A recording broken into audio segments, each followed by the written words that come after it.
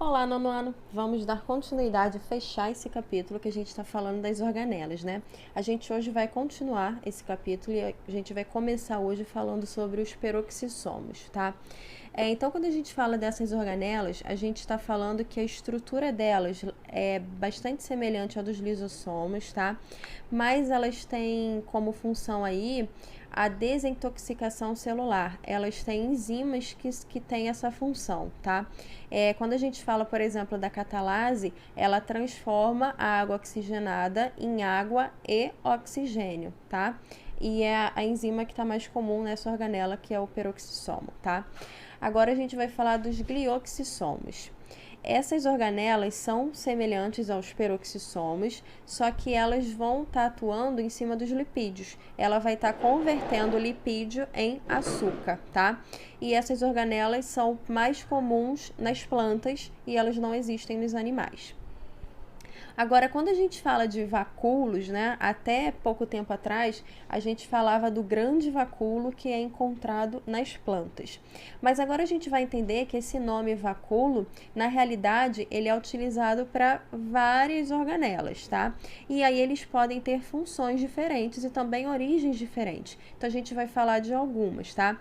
Quando a gente fala do processo de digestão intracelular, que é esse primeiro tópico aí, a gente está falando do vacúolo alimentar, do vacúolo digestivo, do vacúolo autofágico e do vacúolo residual. Quando a gente está falando em relação à expulsão de água por organismos de água doce, a gente está falando do vacúolo contrátil ou do vacúolo pulsátil. E quando a gente fala em relação ao armazenamento das células vegetais, que foi o que a gente estudou até hoje, a gente está falando do grande vacúolo, tá? E de uma forma geral, quando se fala geralmente em vestibular, a referência do vacúolo, como eu falei, é do vacúolo dos vegetais, tá? Que não existe nas células animais. É o grande vacúolo que é o que é mais abordado nos estudos, tá? E agora a gente vai falar dos centríolos. Quando a gente fala dos centríolos, a gente está falando da questão mesmo de divisão celular, tá? Então, os centríolos, eles não são encontrados nas células procariontes e nem nas plantas superiores, tá? Se vocês olharem no livro de vocês na página 63, vocês vão perceber que eles parecem cilindros, tá?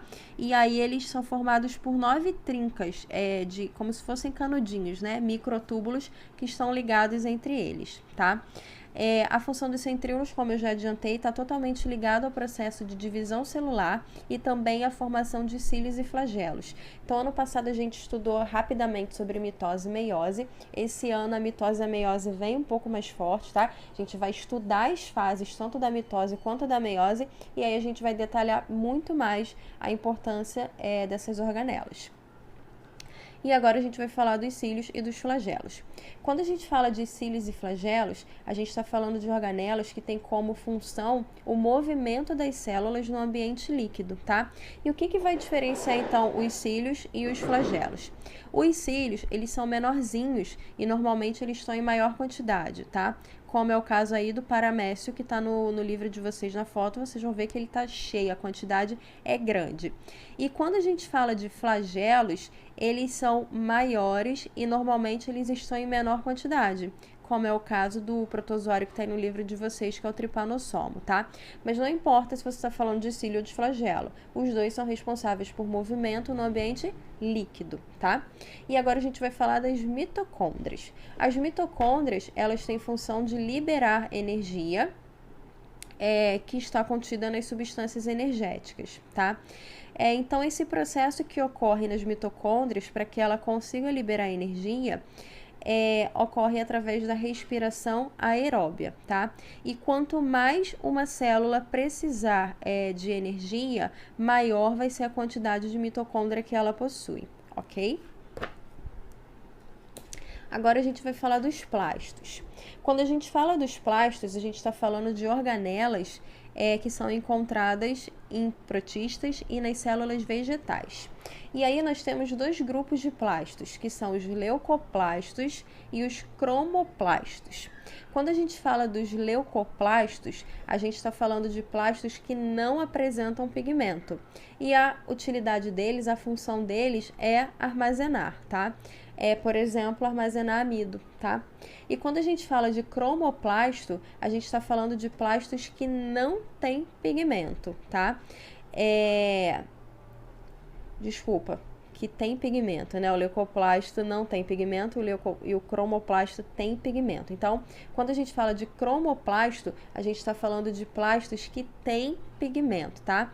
E de acordo com o pigmento que ele armazena, ele pode receber um nome diferente. Onde o mais comum, mais famoso, digamos assim, é o cromoplasto, tá? Quando a gente fala do cromoplasto com clorofila, né, o cromoplasto que tem clorofila, ele recebe o nome de cloroplasto, tá? E os cloroplastos, eles estão totalmente ligados à fotossíntese. E aí, se a gente lembrar lá da fotossíntese, a gente vai lembrar que é aquele processo que capta a energia luminosa e coloca as substâncias simples para produzir substâncias orgânicas. Já que foi dado aí um empurrão, a gente agora vai falar da fotossíntese, tá? Quando a gente fala de fotossíntese, a gente está falando de um processo, tá? Antigamente a gente falava assim, o que é fotossíntese? É um processo em que a planta produz o próprio alimento, né? Só que agora a gente vai um pouquinho além, tá? Então a fotossíntese, ela é o processo, tá? Que incorpora a energia luminosa a materiais simples, como a água e o gás carbônico, produzindo uma matéria orgânica que é muito energética, tá? E aí no livro de vocês veio uma equação bem simples para poder estar definida a fotossíntese, tá? Então repara que aí você tem 6 CO2, então você tem 6 moléculas aí de gás carbônico, tá? Mais 12 moléculas de H2O, que seria 12 moléculas de água. E aí você tem a energia luminosa, tá? Essa energia luminosa vai estar fazendo uma reação aonde a planta vai estar transformando esse gás carbônico, essa água e essa energia luminosa em quê? Em glicose, tá? Esse C6H12O6 aí seria a glicose, que é o próprio alimento dela que a gente fala. Também vai estar produzindo água. Repara que você tem 6O2, então você tem 6 moléculas de... 6O2 seria oxigênio, tá? Então, você tem aí 6 moléculas de oxigênio.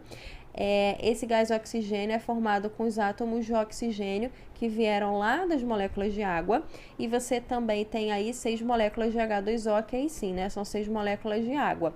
E aí, essa água que é formada, ela é formada com os átomos do oxigênio e do gás carbônico, tá? E quando a gente fala de fotossíntese, a gente tem que entender que a fotossíntese ela acontece em duas fases, que a gente chama de fase clara e de fase escura, tá? A fase clara, que também pode ser chamada de fase fotoquímica, são reações que, para acontecer, elas precisam da presença da luz, tá? E a fase escura, também chamada de fase enzimática, são as reações que vão estar acontecendo mesmo se não houver luz. Ela não precisa da luz para acontecer, tá? Então, na fase clara, ocorre a fotólise da água. O que é a fotólise da água? Nada mais é do que a quebra da molécula da água na presença da luz, tá? E vai estar ocorrendo também a fosforilação, que consiste na formação do ATP a partir do ADP, tá? Com a energia da luz. E esse ATP vai ser usado depois, na fase escuro, para estar formando o alimento dela, que é a glicose. Então, o que a gente consegue entender disso tudo aí? A fase clara precisa da luz? Precisa. A fase escura precisa da luz? Não. Ela acontece mesmo se não houver luz.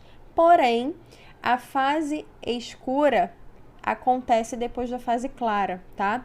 Ela precisa desse ATP que é formado na fase clara. Então, se não tiver a fase clara, não tem a fase escura. Deu para entender? Fase escura não precisa de luz para funcionar, mas se não tiver a fase clara, não tem a fase escura, ok? E agora a gente vai falar um pouquinho sobre essa questão de ATP, tá? Os seres vivos, de uma forma geral, eles precisam de energia para poder viver, tá?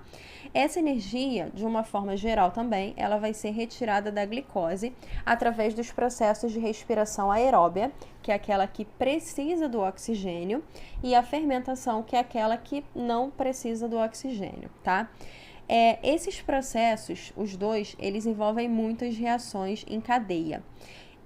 E a necessidade de energia, ela é imediata pelos seres. Então, existe uma molécula que carrega a energia para a liberação instantânea, que é o ATP, tá? Que é o trifosfato de adenosina. O ATP, ele armazena energia proveniente da respiração ou da fermentação, tá? E ele disponibiliza isso para a célula por meio de uma reação bastante rápida, aonde uma ligação energética forma o difosfato de adenosina mais o fosfato, que é esse primeiro esquema que tem aí, ó. Repara que o ATP, ele está disponibilizando o ADP mais o fosfato mais a energia. E aí, para recarregar o ATP, o que a célula faz? Ela vai retirar energia da respiração ou da fermentação, como a gente falou, e ela vai incorporar ao ADP mais o fosfato, que é esse segundo esquema que está aí formando o ATP.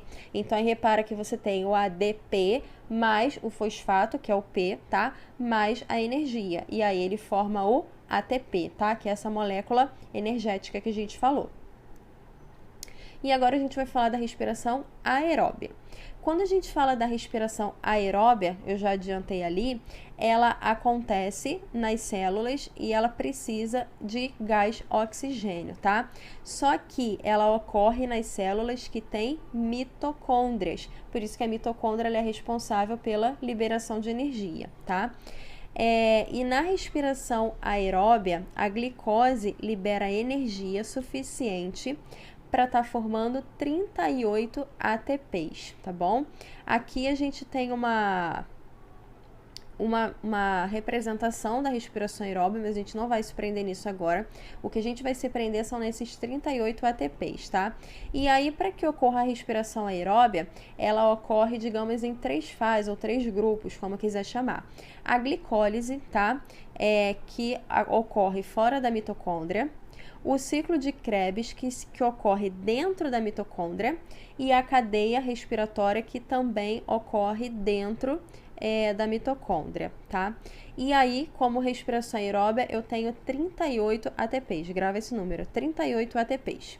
Agora a gente vai falar da fermentação. Quando a gente fala de fermentação, eu já falei, né? Não é preciso o gás oxigênio. Só que o rendimento da fermentação é muito menor, tá? Quando eu falei de respiração aeróbia, o resultado final de ATPs, né, uma molécula energética, digamos assim, era 38 ATPs. Quando a gente fala de fermentação, são somente 2 ATPs. É muito menor a produção de energia, tá? Mas conforme o organismo tem variações da fermentação. E aí tem 2 tipos de fermentação, a alcoólica e a lática. Quando a gente fala da fermentação alcoólica, a gente está falando de uma fermentação que ocorre em alguns fungos e bactérias, não precisa do gás oxigênio e ela produz o álcool etílico, tá? Já quando a gente fala de fermentação lática, ocorre também algumas bactérias. Ocorre também nas células musculares, quando ocorre uma carência mesmo do oxigênio, e nesse tipo de fermentação ocorre a produção do ácido lático, ok? Aqui a gente fecha esse capítulo, fecha a matéria também do segundo bimestre, e até o próximo vídeo com uma revisão da matéria, ok? Um beijo e até mais!